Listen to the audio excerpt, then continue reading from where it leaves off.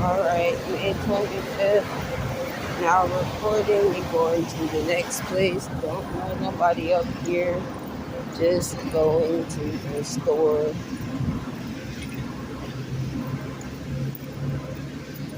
Like I said, I don't touch the washer, the gas nigga that was up there. I don't touch that trash bag over there in that corner of me.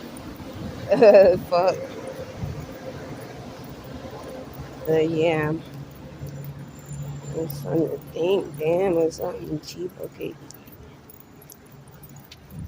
Like, fuck. We're now going over to the Food Line Plaza. And again, look at 95 biofuels. And showing the other companies be over here. Don't know if it's going to be no type of stalker over here. But I don't got time to talk to that nigga. I'm pretty going to try to stop me. But anyways. Oh yeah. For legal law purposes, I don't sell myself. I don't consent to hooking up with nobody. I'm just literally coming out here, coming to the store and going back home. Just for anybody that didn't know,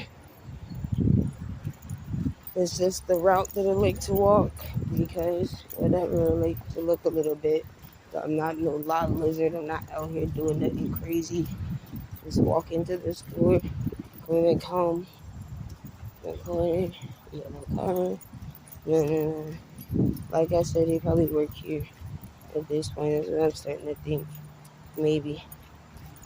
Because if they're in the car right now, then that would just be every single time, which next one is. So maybe they are stuck right on fucking off. They're not going to paint it like I'm stalking because how would you know every time when I'm about to come to the store? You feel me? That's where, like, anybody, if they want to try to, like, flip that whole stalking shit on me, you know, I'll come to the store, like, different times of the day. So, like I said, any of the gang sucker, they can never be like, oh, she's stalking me. The guy ain't got no damn car. And most people know I come up here daily. And anybody can sit back and watch my fucking routine. I look at the same spot, I buy something, I go home. But I'm not ever up here trying to cause a fucking issue. They just be trying to find something wrong with me so they can have, like, something against me so they don't feel so bad for the fucked up shit they're doing, I guess. Or so they can have some type of excuse to, like, get me in trouble, punish me or some shit like that. So, yeah. Be stuff like that. That's how it seems. Like they just trying to find some type of scapegoat reason to be like, look, she deserves to be blah blah blah. Look, I'm a crossover now, and again, I don't know nobody here.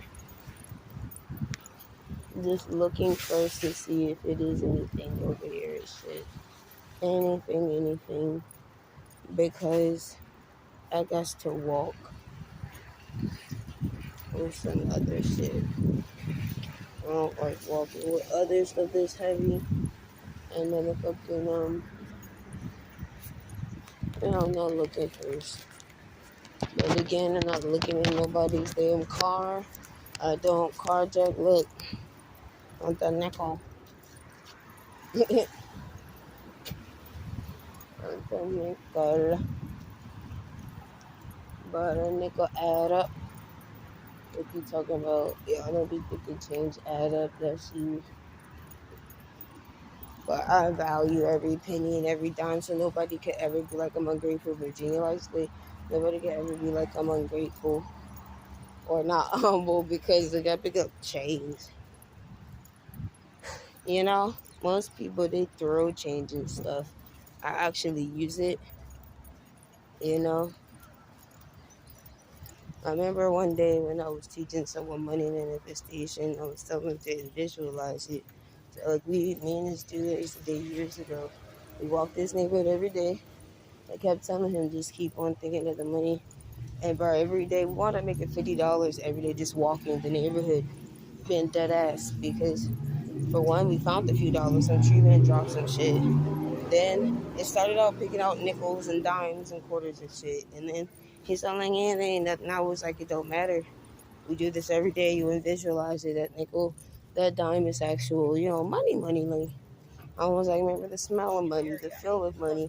I was like, every time you pick up like a dime, a quarter, or a nickel or something, like act as if you're picking up a dollar bill or you're picking up like a larger bill and get like excited. Like remember the feeling of how it would feel if you did find like a $20 bill.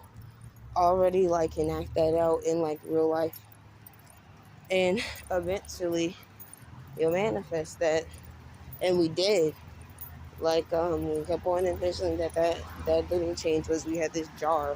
We literally made $56 doing literally nothing but making a cup of coffee early in the morning. We get up about 6, 5 in the fucking morning. This is when I was at like a super spiritual height. Nigga, this was 2016. I've been like super spiritual. And it wasn't nothing demonic or nothing like that. We just prayed, but we also used like manifestation as far as speaking and visualizing, and vocalizing sound, thought, and belief. The three different energies, Father, Son, and the Holy Spirit. It's the same thing. And literally we was able to make $56 doing that. Because then one day we come up here and there was a truck driver. He opened his car door and all these fucking dollars flew the fuck out of my black ass right across the street. Like, shit. And then he was like, oh man. And then I picked the dollars up. I gave it to him. And I was like, my bad. Times is hard, man. Then he wound up saying, man, you could just have it. And that shit was like $15 alone. So each day we just kept on, like I said, visualizing smaller amounts and being grateful for that penny, being grateful for that nickel, that dime. And that nickel, that dime turned to $1. They turned to $15. They turned to a $20 bill. Tree man dropped. So that's how we wound up with $56 by just literally walking. So I've always been a strong manifester. That's why these people assault me. That's why they attack me. That's why. And the thing that's crazy is if I'm such a great manifestor, why not just network and work with me instead of attacking me, harassing me, and stalking the shit out of me? Why not give me $1? Like, you know what I'm saying? Why not invest into a nigga? You do good by me, great shit happens to you. One nigga bought a necklace from me. He went to Jason Lee house party. Every time somebody bought jewelry from me, they wound up meeting somebody famous. Y'all won't even let me sell my fucking jewelry. Everybody ever got a read for me? Nobody ever fucking complained. And bitch, my shit 100% accurate to the point where y'all niggas are scared of me, bitch. Y'all treat me like a goddamn, It's like, why? Is this like that in the movies with people with superpowers and shit? You treat them like a fucking animal or something. You want to shoot them and clone them and test on them and shit. What the fuck? Get that nigga a sandwich and somewhere to lay down. Motherfucker, and ask them maybe some questions you need to fucking know.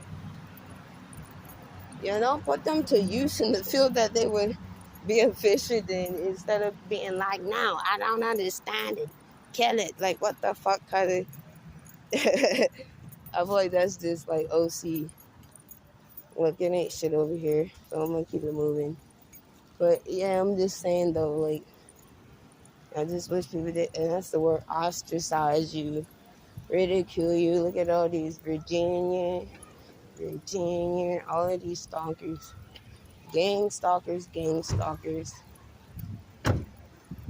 That shit crazy. They be paid to stalk and harass a motherfucker that don't give a damn about you. What the fuck? I'm never gonna look at these people's platforms. Why would I? Y'all about to go to prison for stealing my shit and follow me around this shit like a weirdo.